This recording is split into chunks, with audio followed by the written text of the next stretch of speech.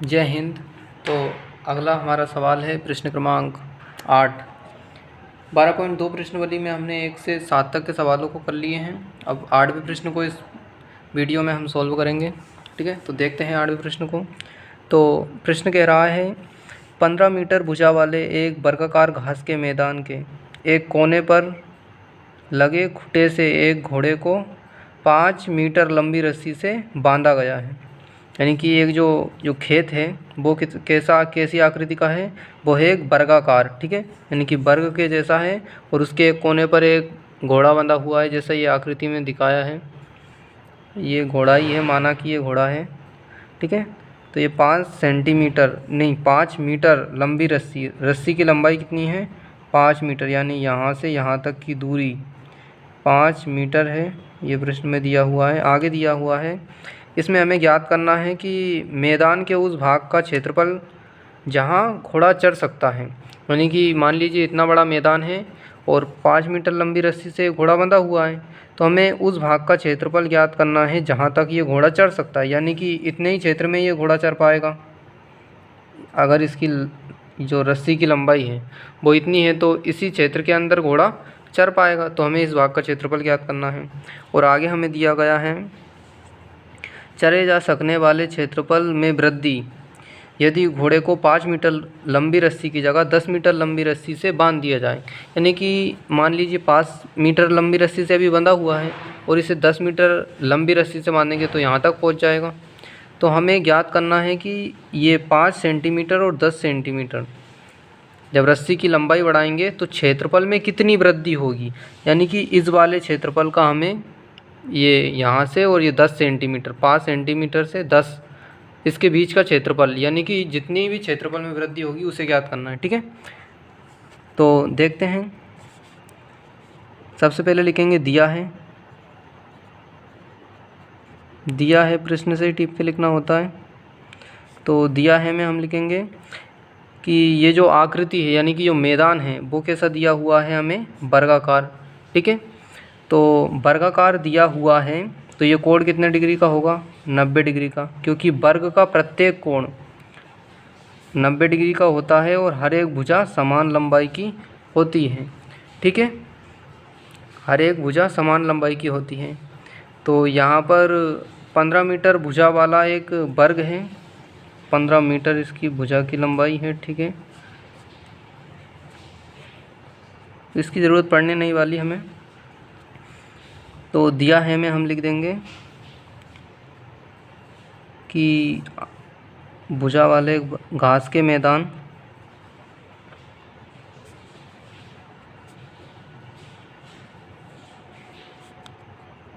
वर्गाकार हैं। ठीक है, और जिसकी एक भुजा या जिसकी भुजा 15 मीटर है। ठीक है, आगे हमें और जो रस्सी की लंबाई है वो 5 मीटर है।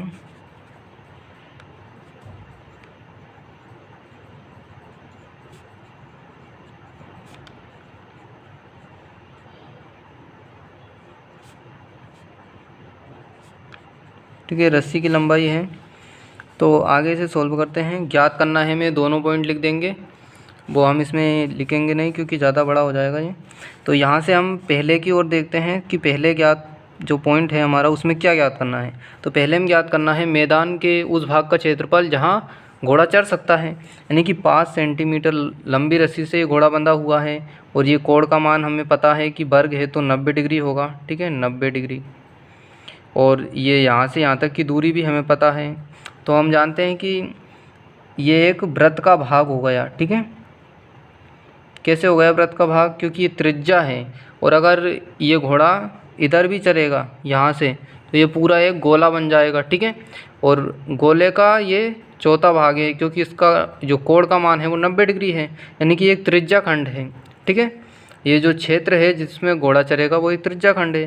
तो हम इसमें त्रिज्या खंड का सूत्र लगाएंगे और त्रिज्या की जगह 5 सेंटीमीटर रख देंगे जो घोड़े की रस्सी की लंबाई है, और थीटा यानी कि कोण की जगह 90 डिग्री रख देंगे। ठीक है, तो यहाँ पे लिखेंगे पहले में कि मैदान के उस भाग का क्षेत्रफल जहाँ घोड़ा चढ़ सकता है, तो घोड़े के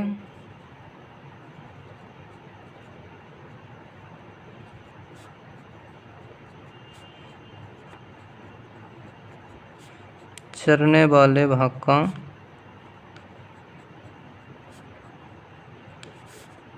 का क्षेत्रफल बराबर त्रिज्या खंड का ही क्षेत्रफल का सूत्र लगाएंगे इसमें।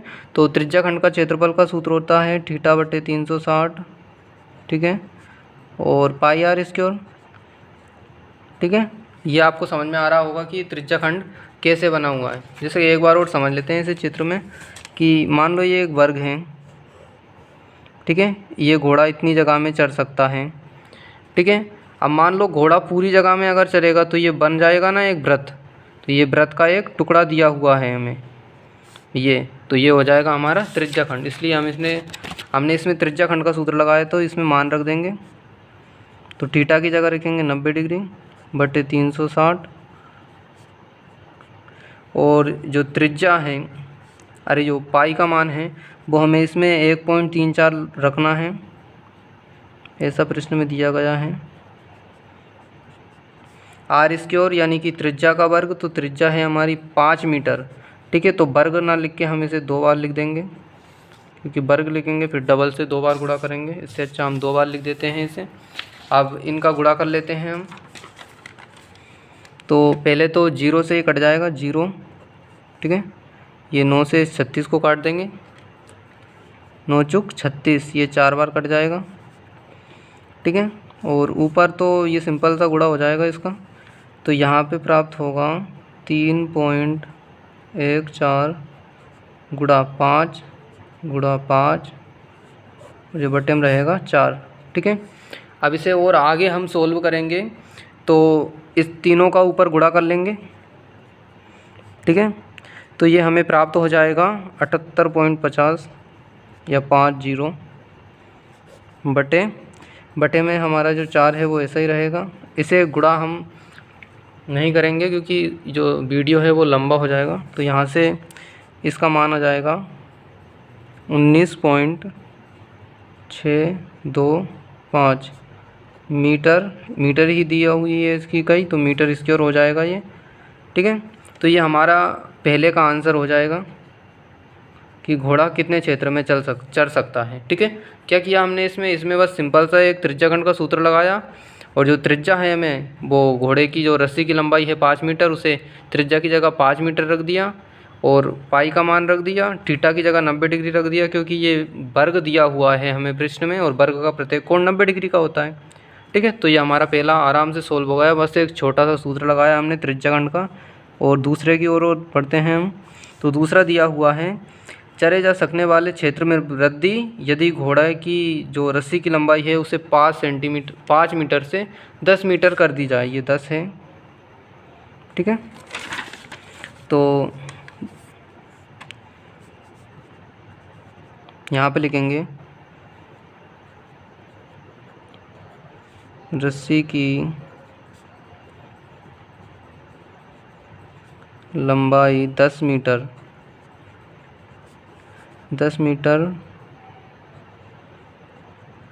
करने पर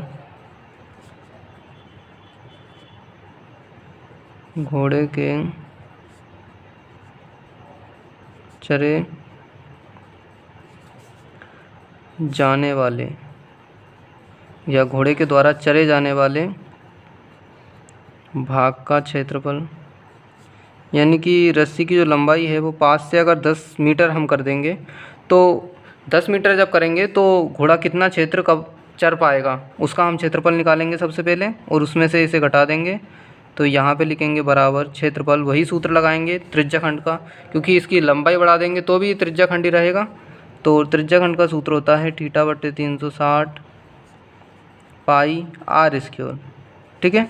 तो बस यहाँ पे जो त्रिज्या है आर, उसका मान चेंज करेंगे, तो थीटा की जगह लिखेंगे 90 बटे 360, ठीक है, गुणा पाई का वही मान रहेगा 3.14 गुणा त्रिज्या की जगह हम लिखेंगे 10, यानी कि त्रिज्या हमने बढ़ा दी है, तो त्रिज्या की जगह मान रखेंगे 10 और इसका लिखेंगे वर्ग, यानी कि इसे 2 बार लिख के गुणा करना है, ठीक है। तो यहाँ से हम पहले जैसा काटा था, 0 से 0 कट जाएगा, 9 से 36 कटेगा, 9 चुक 36, 4 बार कट जाएगा, ठीक है। तो ये 3.14 है, ठीक है, 3.14 है। और आगे है हमारा 10 का वर्ग। तो इसे अगर हम सोल्व करेंगे तो 3.14 और 10 का जो वर्ग है उसे 10 को 2 बार लिखेंगे और गुणा कर देंगे, तो ये 3.14 गुणा 100 हो जाएगा। और जब 100 का इसमें गुणा करेंगे तो ये हो जाएगा 3.14 और ये 00, तो ये पॉइंट हट जाएगा यहाँ से, ठीक है। या फिर ऐसा मानेंगे 31400 और फिर 2 पॉइंट बाद 2 अंकों के बाद पॉइंट लगाएंगे तो यहाँ लगेगा, ये 314 इसका आंसर हो जाएगा, ठीक है।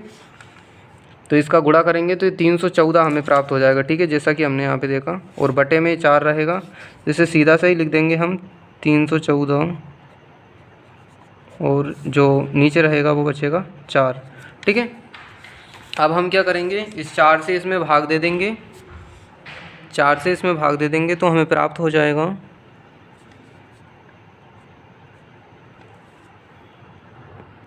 तो इसमें जब हम 4 से भाग देंगे, ठीक है, तो ये हमारा आ जाएगा 78.5 मीटर स्क्वायर।